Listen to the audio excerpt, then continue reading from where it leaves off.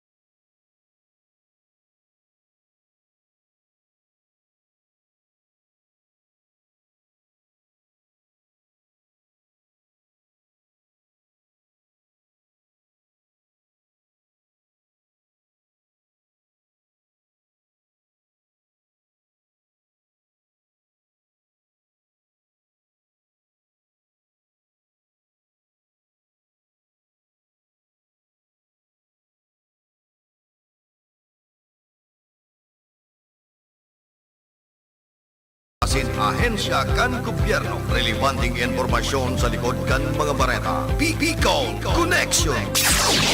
Mga reports kan RPN patrols, entrevista asin serbisyo publiko. Yan kabos ang tabayanan. Bicol Connection.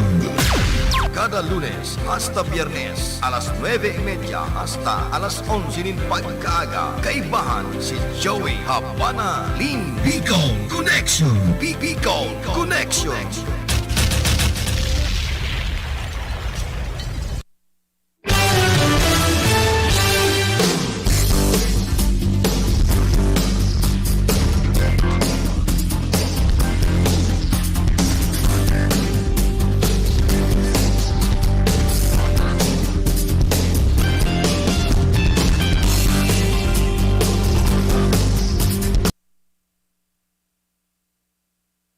An oras na yan, atod sa indo ni Mr. Julio Victor Marlo Sigera, President, Sigera Technological Colleges, Irigan City. Para sa edukasyon di kalidad, Sigera Technological Colleges.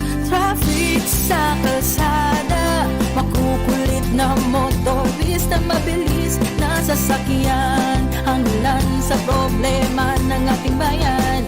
Walang humpay na pagtawid, nagsa-cellphone na iinip, drinking while driving pa. Pero nandito kami para sa inyo magpaalala. Priority namin ng KSK LTO. Ang gabay mo KSK sa kaligtasan. Sa kalsada ang LTO. May kultura KSK kaligtasan. Sa kalsada KSK KSK KSK KSK. Aram daw nindo kung taano importante ang kidney sa satuyang lawas. Ini ang nagsasara kan mga ati asin toksin sa satuyang dugo. Kung maraot ang satuyang kidney asin dai magfunksyonin tama, posible magkahelang kita asin magkaigwanin man lain-lain na kailangan. Arog kan panluluya, kulang sa turog, difisil na pag-ihi, gatok na kasukasuan, pagkaribong asin difisil na paghangos. Tanganing makalikay sa helang sa kidney, ang solusyon dyan, iyoan Kidney Care. Ang Kidney Care, produktong gibo pa sa Amerika, asin may sangkap na vitamins asin minerals na nagpapakusog kan sa tuyang kidney. Ang Kidney Care, katabang man sa padagos na sirkulasyon asin paglinig kan toxin sa lawas na. Kutlita mahal na marhay ang magpa-dialysis asin magpa-opera sa kidney stones, kaya likayan ang kidney stones, UTI, dialysis asin kidney failure. That's why you really care. Always take care of your kidney with Kidney Care. Ang Kidney Care mababakal sa Mercury Drug, Watson's, South Star Drug, Rose Pharmacy asin mga nangingenot na drugstores nationwide. Ang Kidney Care hindi gamot at hindi dapat gamitin panggamot sa anumang uri ng sakit.